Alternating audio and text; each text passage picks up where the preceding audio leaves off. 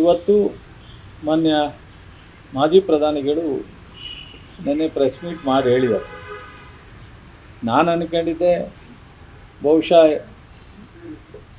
ರೇವಣ್ಣವ್ರು appreciate ಮಾಡ್ದಂಗೆ ನಮ್ಮ ಮಾಜಿ ಪ್ರಧಾನಿಗಳು ಸಹ ಮುಖ್ಯಮಂತ್ರಿಗಳ ಕೆಲಸ ಅಥವಾ ಮುಖ್ಯಮಂತ್ರಿಗಳಿಗೆ ಒಂದು ಒಳ್ಳೆಯ ಅಭಿಪ್ರಾಯವನ್ನು ಹೇಳ್ತಾರೆ ಅಂತ ನೋಡ್ತಿದ್ದೆ. ಯಾವತ್ತೂ ಟಿ ವಿಲಿ ಬರಲೇ ಇಲ್ಲ.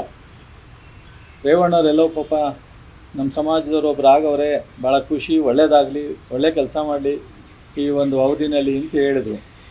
ಬಹುಶಃ ಅದೇ ಥರ ದೇವೇಗೌಡರು ಹೇಳ್ತಾರೆ ಅಂತಿದ್ದೆ. ದೇವೇಗೌಡರ ಬಗ್ಗೆ ನಮ್ಗೆ ಅಪಾರವಾದಂಥ ಗೌರವ ಇದೆ. ನಾನು ಪ್ರತಿಭಟನೆ ಮಾಡ್ತೀನಿ ವಿಧಾನಸೌಧ ಮುಂದೆ ಅಂತ ಹೇಳಿದ್ದಾರೆ.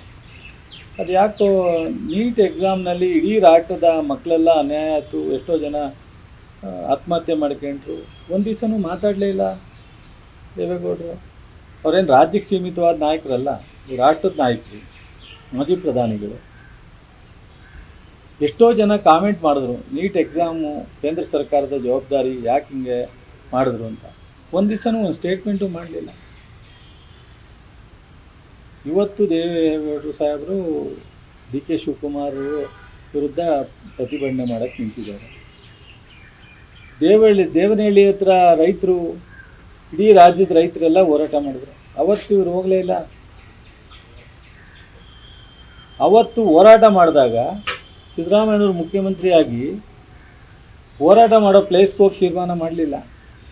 ವಿಧಾನಸೌಧದಲ್ಲಿ ಮೀಟಿಂಗ್ ಕರೆದು ಯಾರು ಹೋರಾಟ ಮಾಡ್ತಿದ್ದಾರೆ ರೈತರು ಬಂದು, ಆ ರೈತರ ಪರವಾಗಿ ಯಾರಿದ್ದಾರೆ ಅವರೆಲ್ಲ ಬಂದು ಅಲ್ಲಿ ತೀರ್ಮಾನ ತಗೊಂಡು.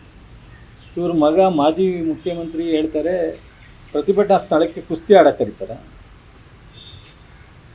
ಇದೇನು ಕುಸ್ತಿ ಆಡೋ ಸ್ಥಳನ?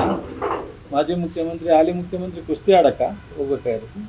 ರೈತ ಸಮಸ್ಯೆ ಬಗೆಹರಿಸೋದಾದರೆ ವಿಧಾನಸೌಧ ಇರೋದೇ ಯಾಕೆ? ಹೆಂಗಲ್ಲ ಹನುಮಂತಯ್ಯನವರು ವಿಧಾನಸೌಧ ಕಟ್ಟಿರೋದೇ ಯಾಕೆ? ವಿಧಾನಸಭೆ ಮಾಡಲಿಕ್ಕೆ, ಆಡಳಿತ ಮಾಡಲಿಕ್ಕೆ, ರಾಜ್ಯದ ಜನರ ಅನೇಕ ಸಮಸ್ಯೆಗಳ ಬಗ್ಗೆ ಚರ್ಚೆ ಮಾಡಲಿಕ್ಕೆ, ಸಾರ್ವಜನಿಕರ ಸಮಸ್ಯೆ ಇದ್ದರೆ ಚರ್ಚೆ ಮಾಡಲಿಕ್ಕೆ ತಾನೇ ವಿಧಾನಸೌಧ ಇರೋದು.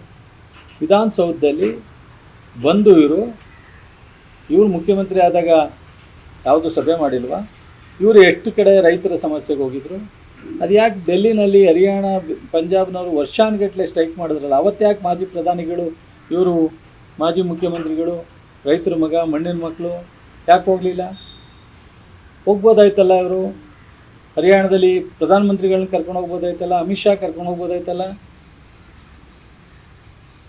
ಈ ರಾಷ್ಟ್ರದಲ್ಲಿ ಎಲ್ಲೂ ಪ್ರತಿಭಟನೆ ಸ್ಥಳಕ್ಕೆ ಯಾವ ಮುಖ್ಯಮಂತ್ರಿ, ಪ್ರಧಾನಮಂತ್ರಿ ಹೋಗುವಂಥ ಪರಿಪಾಠ ಇಲ್ಲಿವರೆಗೆ ನಡೆದಿಲ್ಲ.